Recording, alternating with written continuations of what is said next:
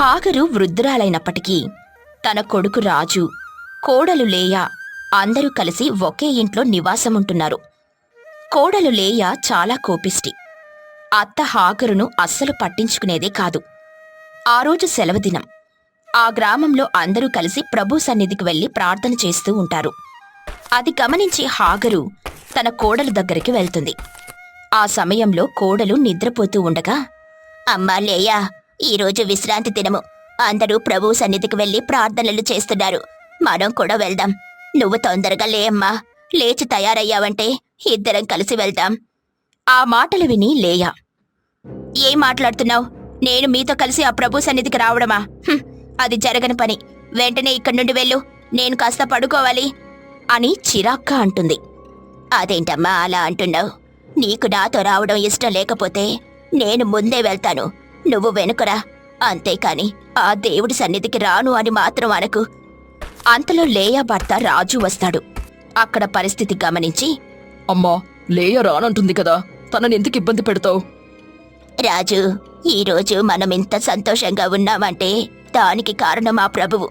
ఈ విశ్రాంతి దినమును కూడా ఆయన సన్నిధికి వెళ్లకుంటే మనం తన బిడ్డలం ఎలా అవుతాం? కష్టం వచ్చినప్పుడు కాదు, సంతోషంగా ఉన్నా కూడా ఆ ప్రభువుని దర్శించుకోవాలి అని అనగా, ఆ మాటలు విని రాజు, అమ్మా, నీవేం మాట్లాడకుండా ఇక్కడి నుండి వెళ్ళు అనగానే అక్కడ్నుండి వెళ్ళిపోతుంది. రాజు లేయాతో ఇలా అంటాడు, లేయా, నాకు కాస్త పక్క గ్రామంలో పనుంది, నేను వెళ్తాను. వచ్చేసరికి వంట పూర్తి చెయ్యి అని అనగానే, ఏం మాట్లాడుతున్నారండి? నేను పడుకోవాలి. మీ అమ్మొచ్చాక ఆమె వంట చేస్తుందిలేండి, వెళ్ళండి అంటూ భర్తకు సమాధానమిచ్చి మళ్ళీ పడుకుంటుంది. చేసేదేమీ లేక రాజు పని మీద బయటికి వెళ్ళిపోతాడు. హాగరు ప్రభు సన్నిధి నుండి వచ్చేసరికి ఎక్కడ పని అక్కడే ఉంటుంది. అది చూసి తనలో తాను బాధపడుతూ పని చేసుకుంటూ ఉంటుంది. తాను పని చేసుకుంటూ ఉండగా అంతలో అక్కడికి రిబ్కా వస్తుంది. హాగరు, ఈ వయసులో మీరు పని చేస్తున్నారేంటి? మీ అబ్బాయికి పెళ్ళయింది కదా, మీ కోడలు లేదా? అదే లేదమ్మా, మా కోడలకు కాస్త ఆరోగ్యం బాగాలేదని పడుకుంది, అందుకే నేను చేస్తున్నాను అని సమాధానమిస్తుంది. అక్కడ్నుండి రిబ్కా వెళ్ళిపోతుంది. అన్ని పనులు హాగరే పూర్తి చేస్తుంది. చేసి లేయా దగ్గరకు వెళ్తుంది. అమ్మా లేయా, వంట పూర్తయింది, లేచి భోజనం తిను అని అనగానే, నా మీద చాడీలు చెప్పుకోవడం అయిపోయిందా? ఇంకా ఏమైనా మిగిలున్నాయా? నేను నా కోడల మీద చాడీలు చెప్పడమేంటమ్మా? ఏమో, ఇంతకుముందు రిబ్కా వస్తే ఆమెతో మాట్లాడుతున్నారు కదా. ఓ అదా, మీ కోడలుండగా మీరు పని చేస్తున్నారని అడగ్గా నా కోడలు కాస్త ఆరోగ్యం బాగాలేదని పడుకుందని చెప్పానమ్మా. అంతే తప్ప ఒక్క మాట కూడా మాట్లాడలేదు. కావాలంటే పిలిచి అడగమంటావా? నిజంగా అంతేనా? లేకపోతే నా కోడలు ఎప్పుడు పడుకునే ఉంటుంది అని చెప్పావా? అమ్మా, నా కోడల్ని నేనెందుకమ్మా బయటేసుకుంటాను? సర్లే కాని అబ్బాయి ఎక్కడ ఉన్నాడు? కనిపించడం లేదు. ఏదో పని మీద బయటికెళ్ళాడు. సర్లే కాని నాకు భోజనం పెట్టు, నేను తిని మళ్ళీ పడుకోవాలి అని అనగా హాగరు భోజనం పెట్టేస్తే తిని మళ్ళీ పడుకుంటుంది. సాయంత్రం సమయం అవుతుంది. రాజు ఇంకా ఇంటికి రాడు. హాగరు ఇంటి బయట ఎదురు చూస్తూ ఉంటుంది. రాత్రి సమయమైనా తన కొడుకు ఇంటికి రాడు. చేసేదేమీ లేక హాగరు నిద్రపోతుంది. మరుదినం నిద్ర లేవగానే రిబ్కా హాగరింటికి వస్తుంది. తడబడుతూ ఉంటుంది. అది గమనించిన హాగరు, ఏమైందే రిబ్కా, ఇలా తడబడుతున్నావు? అయినా ఇంత ఉదయాన్నే మా ఇంటికొచ్చావేంటి? ఏవైనా సమస్యనా? అంతలో లేయా కూడా నిద్రలేచి అక్కడికొస్తుంది. ఏమైందో అసలు విషయం చెప్పు అనగా, హాగరు, నీ కొడుకు రాజుకు పక్క గ్రామంలో రోడ్డు ప్రమాదం జరిగిందంట. ఆ రోడ్డు ప్రమాదంలో అక్కడికక్కడే రాజు మరణించాడు. నాకిప్పుడే తెలిసింది. ఆ గ్రామం వాళ్ళు రాజుని మీ ఇంటికి తీసుకొనొస్తున్నారు అని చెబుతూ ఉండగా అంతలో రాజు మృతదేహాన్ని ఇంటికి తీసుకొనొస్తారు. అది చూసిన హాగరు, లేయా రాజు మృతదేహం వద్ద తనను చూస్తూ ఏడుస్తూ ఉంటారు. ఆ రోజు సాయంత్రానికి అన్ని కార్యక్రమాలు ముగుస్తాయి. వచ్చిన బంధువులందరూ అక్కడ్నుండి వెళ్తూ ఉండగా అందులో ఒక ఆమె సలోమి, అమ్మ లేయా, తన ఒక్కగానొక్క కొడుకు చనిపోయాడు. మీ అత్తకు కూతురైనా కోడలైనా నువ్వేనమ్మా. ఈ రోజుటుండి జాగ్రత్తగా చూసుకో అంటూ అక్కడ్నుండి వెళ్ళిపోతారు. అలా రోజులు గడుస్తూ ఉంటాయి. లేయా ఆలోచిస్తూ ఉంటుంది. తన భర్త లేడు, మా అత్తతో నాకేం పని? అని వెంటనే ఆమెను ఇంట్లో నుండి బయటికి వెళ్ళగొట్టాలని అనుకుంటూ ఉండగా అక్కడకు హాగరు వస్తుంది. అమ్మా, ఆకలిగా ఉంది, కాస్త అన్నం పెట్టావా అని అనగా లేయా వంటగదిలోకి వెళ్ళి కారమన్నం తీసుకునొచ్చి హాగరుకిస్తుంది. అది చూసి, అమ్మా, ఈ కారమన్నం ఎలాగమ్మా తినేది అని అంటుంది. తింటే తిను, లేకపోతే వెళ్ళిపో. అయినా నీ కొడుకు ఏమైనా తెచ్చిస్తున్నాడా నాకు, నీకు విందు వినోదాలు వడ్డించడానికి? అయినా నీ కొడుకు చనిపోయినప్పుడే నువ్వు కూడా చచ్చిపోతే బాగుండేది, నాకే బాధ ఉండేది కాదు అని తిడుతూ ఉంటుంది. అక్కడి నుండి తన గదిలోకి వెళ్ళిపోతుంది హాగరు. వెళ్ళి ప్రభువు దగ్గర ప్రార్థన చేస్తూ ఉంటుంది. తండ్రి యేసయ్యా, ఎందుకయ్యా నా కొడుకును నా నుండి దూరం చేశావు? నా కొడుకు నా నుండి దూరం అయ్యాక నా కోడలు నన్నొక మనిషిలా కూడా చూడటం లేదు. ఈ బాధని తట్టుకోలేకపోతున్నాను. నాకు మరణాన్ని ప్రసాదించు తండ్రి అంటూ కన్నీరు పెట్టుకుంటుంది. మరో దినము లేయా దగ్గరకు హాగరు వెళ్తుంది. అమ్మా, ఈరోజైనా కాస్త భోజనం పెట్టమ్మా, తినక 2 రోజులవుతుంది. కూర్చున్న లేయా పైకి లేచి, నువ్వు ఆకలికి చచ్చిపోవాలి, అంతేకాని నీకంటూ ఒక్క ముద్ద కూడా అన్నం కూడా పెట్టను. నీవు నా కళ్ళ ముందు నుంచి వెంటనే వెళ్ళిపో, బ్రతికి బట్ట కడతావు, లేకపోతే అన్నం పెట్టక చంపేస్తాను అంటూ అనగా చేసేదేమీ లేక కట్టుబట్టలతో అక్కడి నుండి హాగరు వెళ్ళిపోతుంది. రోడ్డుపై వెళ్తూ ఉండగా దారిలో ఒక పొట్లం కనిపిస్తుంది. అదేమిటా అని చూడగా అందులో రొట్టెలు కనిపిస్తాయి. అది చూసి హాగరు చాలా ఆనందించి సంతోషించి తింటుంది. తిని రోడ్డు పక్కన పడుకుంటుంది. కొంతసేపటికి అక్కడికి కొంతమంది పిల్లలు వచ్చి చిరికిన చీరలో హాగరుణ్ణి చూసి పిచ్చామే అని వేళాకోళం చేస్తూ ఉండడంతో అక్కడి నుండి వెళ్తూ ఉంటుంది. అలా వెళ్తూ ఉండగా తినడానికి త్రాగడానికి చాలా ఇబ్బంది పడుతూ ఉంటుంది. ఏడుస్తూ ప్రభువుని ప్రార్థిస్తుంది. తండ్రి ప్రభువా, నేను ఏ జన్మలో ఏ పాపం చేశాను? ఈ జన్మలో నేనింతగా క్షోభ పడుతున్నాను. నాకు బుక్కడు అన్నం పెట్టడానికి నా అనుకున్న వారు ఎవరూ లేరు. నీవు కూడా నాకు ఏ సహాయం చెయ్యడం లేదు. నీ బిడ్డ బాధపడుతుంటే నీవు సంతోషపడుతున్నావా తండ్రి అంటూ ఏడుస్తూ ఒక దుకాణం ముందు కూర్చుంటుంది. ఆ దుకాణం వాళ్ళు బయటకొచ్చారు. ఏ అమ్మా, ఇక్కడెందుకు కూర్చున్నావు? ఇక్కడ నుండి వెంటనే వెళ్ళిపో అనగానే, నాయనా, నీకు దండం పెడతాను నాయనా, ఏదైనా పనుంటే నాకు చెప్పండి. ఆకలితో చచ్చిపోయేలా ఉన్నాను. ఏ పనైనా నేను చేస్తాను. కాస్త భోజనం పెడితే చాలు, ఇంకేమీ వద్దు అని అనగా, ఈ వయసులో నువ్వేం పని చేస్తావమ్మా? వెంటనే ఇక్కడ నుండి వెళ్ళు. నాయనా, దయచేసి నేను చెప్పిన మాట వినండి. మీరే పని చెప్పినా నేను చేస్తాను అని అనగా దుకాణందారుడికి బాధ అనిపిస్తుంది.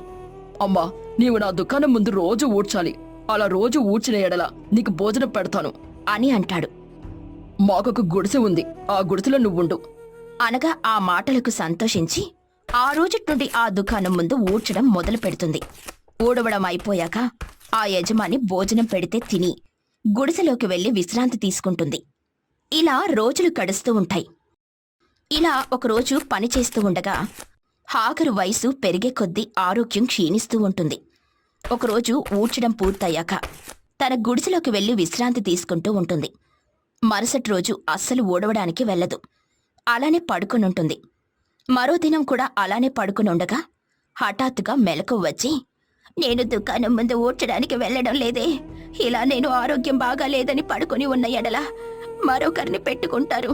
అప్పుడు నాకు ఈ భోజనం ఉండడానికి నివాసము ఉండదు.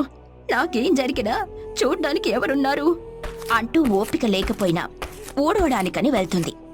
ఆ రోజు కూడా ప్రతిరోజులాగానే ఊడుస్తూ ఉండగా హాగరు కళ్ళు తిరిగి కింద పడిపోతుంది. పరలోకంలో ఆసీనుడయ్యున్న ప్రభువు అది గమనించి భూలోకాన ప్రత్యక్షమవుతాడు. ఆ పనిని పూర్తి చేస్తాడు. పూర్తయ్యాక హాగరును లేపుతాడు. అమ్మా అని అనగా హాగరు కళ్ళు తెరిచి చూస్తుంది. చూడగానే ప్రభువు కనిపిస్తాడు.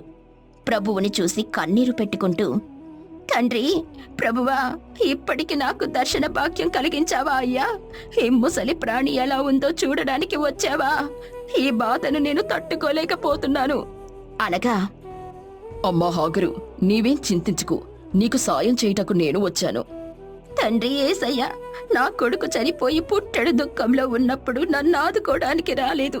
నా కోడలు నన్ను ఇంటి నుండి బయటకు వెళ్ళగొట్టినప్పుడు నన్ను ఆదుకోవడానికి రాలేదు. కానీ ఇప్పుడు చావుకు దగ్గరయ్యే కొద్దీ ఇప్పుడెందుకు తండ్రి నన్ను ఆదుకోవడానికి వచ్చావు అంటూ దుఃఖించగా, నీవు అడిగిన దాంట్లో న్యాయం ఉంది, కాని దైవ నిర్ణయాన్ని ఎవరు మార్చగలం అంటూ హాగరుకి ధైర్యమిచ్చి ఆమెకు ఆరోగ్యాన్ని ప్రసాదించి ఆమె జీవించుటకు సకల సౌకర్యాలను ప్రసాదించి మాయమైపోతాడు. ఆ రోజుటి నుండి ప్రభువు సంపాదించిన వాటిని తినుకుంటూ జీవనం సాగిస్తూ ఉంటుంది. నయోమి ఒక వృద్ధురాలు. ఈమెకు 2 కొడుకులు, కోడళ్ళు. సామెల్, దియా, మోషే, సలోమి ఉన్నారు. వీరందరూ ఒకే కుటుంబంలో ఉమ్మడిగా ఉండేవారు. వారి అత్త నయోమి వృద్ధురాలవ్వడంతో తన 2 కోడళ్ళు తనని చాలా బాగా చూసుకునేవారు. అలా రోజులు గడుస్తున్నాయి. ఒకరోజు దియా స్నేహితురాలైన హెబ్రీ ఇంటికొస్తుంది. కుటుంబ సభ్యులందరూ కలిసి ఉండడం చూసి సాతాను బుద్ధి కలిగిన హెబ్రీ వీరిని ఎలాగైనా విడగొట్టాలని పన్నాగం పన్నుతుంది. దియా, ఎలా ఉన్నావే? చాలా రోజులైంది నిన్ను చూసి. ఒకసారి చూసి పలకరించి వెళ్దామని వచ్చాను. అంతా బాగున్నారు కదా? ఆ ప్రభువు దయవల్ల మేమందరం చాలా బాగున్నాం. చెల్లిలాంటి తోటి కోడలు, తల్లిలాంటి అత్తయ్య గారు, మేమందరం చాలా సంతోషంగా ఉన్నాం, ఎటువంటి బాధ లేకుండా. దియా ఆనందాన్ని చూసి హెబ్రీ తన మనసులో క్రూరత్వంగా, ఎలాగైనా వీరిని విడదీసి వీరి ఆనందాన్ని దూరం చేయాలి. తల్లి చెల్లిలాంటి తోటి కోడలు అత్తనా? మిమ్మల్ని బద్ద శత్రువులు చేయకపోతే నా పేరు హెబ్రీనే కాదు అంటూ తన మనసులో అనుకుని, నేనొచ్చి ఇంతసేపు అవుతుంది, ఒక కప్పు కాఫీ కూడా ఇవ్వాలని లేదా నీకు? అయ్యో, అలా అనుకు హెబ్రీ. మాట్లాడుతున్నా కదా, అయిపోయాక ఇద్దామనుకుంటున్నా. ఇంతలోనే నువ్వే అడిగావు. అడిగే కదా, ఇప్పుడైనా తెప్పించు. నువ్వు నాతో మాట్లాడు. మీ తోటి కోడలుంది కదా, ఆమెతో తెప్పించు. అయ్యో, ఆమె వేరే పనిలో ఉందనుకుంటా. నేనే వెళ్ళి తీసుకొనొస్తానుండు. నువ్వు వెళ్ళడమేంటే? ఇంటి పెద్ద కోడలివి, తనని పిలిచి ఇవ్వమను, తానే ఇస్తుంది. అమ్మా సలోమి, నా స్నేహితురాలొచ్చింది, ఒక మంచి కాఫీ తీసుకునిరా అమ్మా. అక్క, నేను బట్టలు పిండుతున్నాను, కొంచెం నువ్వే కలిపి ఇవ్వవా అక్క? ఆ మాటలు విన్న హెబ్రీ తన మనసులో, ఇప్పట్నుండి ఎలాగైనా దియాకు తన తోటి కోడలకు మధ్య నిప్పు రాజేయాలి అంటూ, అదేంటిదే, నువ్వు చెప్పిన మాట కూడా అసలు వినడం లేదు. నువ్వంటే లెక్కలేదా ఏంటి తనకి? అదేం లేదు, తను పనిలో ఉంది కదా, అందుకని నన్ను కలిపివ్వమంది. ప్రతిదానికి మనం అలా అర్థం చేసుకుంటే తప్పుగానే అర్థమవుతుంది. సర్లే ఉండు, నేను లోపలికి వెళ్ళి కాఫీ కలుపుకొనొస్తాను. నేను కూడా వస్తాను పదా అంటూ ఇద్దరూ కలిసి వంటగదిలోకి వెళ్తారు. దియా కాఫీ కలుపుతూ ఉంటుంది. అంతలో హెబ్రీ, అవును, మీ ఆయన కనిపించడం లేదేంటే? ఎక్కడికెళ్లారు? వ్యవసాయం పనికి వెళ్లారు. ఇంట్లో గడవాలనే కదా. ఇంటికి ఆయన పెద్ద ఆయన, అన్నీ ఆయనే చూసుకోవాలి. ఇటు చూస్తే అత్తయ్య గారు ముసలామె. ఇక మా మరిదికి ఈ మధ్యనే పెళ్ళయింది. ఇక బాధ్యత మొత్తం ఆయనే చూసుకోవాలి కదా. బాధ్యత మొత్తం తాను చూసుకోవడం ఏంటే పిచ్చిదానా? నీకంటూ ఆశలు కోరికలు ఉండవా ఏంటి? ఏదో పెద్ద అన్ని తెలిసిన దానిలా మాట్లాడుతున్నావు. అందరికీ చాకరీ చేస్తూ పని మనుషులా తయారవుతున్నావు. వెంటనే నీ భర్తతో చెప్పి వేరు కాపురం పెట్టండి. అప్పుడు నువ్వు నీ భర్త చాలా సంతోషంగా ఉండొచ్చు. వీళ్ళందరికీ చాకరీ చేసే పని తప్పుతుంది. నేనెందుకు చెబుతున్నానో బాగా ఆలోచించి మరి. నీ మంచి కోసమే కోరి మంచి చెబుతున్నాను. నువ్వు చెప్పింది బాగానే ఉందే, కాని దానికి మా ఆయన ఒప్పుకోవాలి కదా. ఎందుకు ఒప్పుకోడు? భార్య మాట కాకపోతే ఎవరి మాట వింటాడంట? పని నుండి వస్తాడు కదా, కాస్త గట్టిగా అడుగు, అప్పుడు తానే వింటాడు. వచ్చిన పని అయిపోయింది అంటూ చాలా సంతోషంగా హెబ్రీ తన ఇంటికి వెళ్ళిపోతుంది. తను తన స్నేహితురాలు చెప్పిన మాటలు ఆలోచిస్తూ అలానే కూర్చొనుంటుంది. పని ముగించుకొని రాత్రివేళకు సామెల్ ఇంటికొస్తాడు. ఏమైంది దియా? చాలా దీనంగా ఆలోచిస్తున్నావు. నాకు చాలా అలసటగా ఉంది. కాస్త భోజనం పెడితే తిని పడుకుంటాను. ఆ మాటలు విన్న దియాకు కోపం వచ్చి, ఎప్పుడు మీకు పని మీద తిండి మీదనే ధ్యాస తప్ప పెళ్ళం మీద అసలు ధ్యాసే లేదు. ఇప్పుడేమైందే? ఎంత కోపంగా ఉన్నావు? ఎవరేమైనా అన్నారా? ఎవరు నన్ను ఏమనలేదు, కాని మనం వెంటనే వేరు కాపురం పెట్టాలి. ఇంట్లో అందరికీ చాకరీ చేసి పెట్టాలంటే నా వల్ల కావడం లేదు. వేరు కాపురం పెడితేనే నేను ఇంట్లో ఉంటాను, లేకపోతే నేను నా పుట్టింటికి వెళ్ళిపోతాను. ఆ మాటలు విన్న నయోమి, ఇప్పుడంత కష్టమో ఏమొచ్చిందమ్మా? అందరం బాగానే ఉన్నాం కదా. ఇప్పటికిప్పుడు వేరు కాపురం అంటే చాలా ఇబ్బంది అవుతుంది. ఇబ్బందినా? మీకు పనిచేసేవాళ్లు లేరనా? అదంతా గమనిస్తున్న చిన్న కోడలు సలోమి కూడా, అత్తయ్యగారు, అక్క వాళ్ళు వేరు కాపురం పెడితే మేము కూడా వేరుగా ఉంటాము. మాకిక్కడ ఉండాల్సిన అవసరమేం లేదు. మాకు కొత్తగా పెళ్ళైంది. మాకు ప్రశాంతంగా ఉండాలని ఉంటుంది కదా. ఇప్పుడు మీ ప్రశాంతతను ఎవరు పోగొట్టారని మీరిద్దరూ వేరు కాపురాలు పెడదామనుకుంటున్నారు? అంటే మీ దారి మీరు చూసుకుని నన్ను వదిలేద్దామని అనుకుంటున్నారా? అంటూ ఏడుస్తూ ఉంటుంది. అదంతా మాకు తెలియదత్తయ్యా. మాకు రావాల్సింది ఆస్తి. మాకిచ్చేస్తే మేం వెళ్ళిపోతాం. ఇస్తానమ్మా, ఇస్తాను. ఎవరాస్తి వారికిచ్చేస్తాను.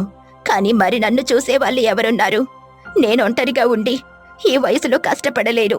ప్రాణాలు తీసేసి నా ఆస్తి నా కొడుకులకి తీసుకుని వెళ్ళిపోండి. ఆస్తిని పంచుతారా, లేకపోతే మీ అబ్బాయిని వదిలేసి మా పుట్టింటికి వెళ్ళిపోమంటారా? అమ్మా, ఈ ఆస్తి కోసం మీరు విడిపోవడం నాకిష్టం లేదు. ఎవరికి ఎంత వస్తుందో తీసుకుని ఇక్కడి నుండి వెళ్ళిపోండి అంటూ ఎవరికి రావాల్సిన ఆస్తి వారి ఇరువురు పంచుకొని వారి భర్తలను తీసుకుని ఇంటి నుండి వెళ్ళిపోతారు. దిక్కులేని స్థితిగా నయోమి ఒంటరిగా ఏడుస్తూ కుప్పకూలిపోతుంది. కొన్ని రోజుల తర్వాత తన పెద్ద కొడుకైన సామేలు ఇంటి వద్దకు వెళ్తుంది. నాయనా, నాకు చాలా ఆకలిగా ఉంది. కాస్త అన్నం ఉంటే పెడతావా? వంట చేసుకునే ఓపిక లేదు. కాస్త ఉంటే పెట్టు నాయనా, తిని వెళ్ళిపోతాను. ఆ మాటలు విన్న తియా, ఆస్తి ఒక్కరికి పంచిచ్చారా? మీ చిన్న కొడుకు కూడా పంచిచ్చారు కదా, అక్కడికి వెళ్ళి తినండి. మా దగ్గరేం లేదు అంటూ మొహం మీదే తలుపు వేసేస్తుంది. కొంత సమయం తర్వాత చిన్న కొడుకు మోషే దగ్గరికి వెళ్తుంది. నాయనా మోషే, కాస్త అన్నం ఉంటే పెట్టు నాయనా, ఆకలితో చచ్చిపోయేలా ఉన్నాను. ఆస్తి మొత్తం ఇద్దరికి పంచిచ్చావు కదా, పెద్ద కొడుకు దగ్గరికి వెళ్ళి అడుక్కో.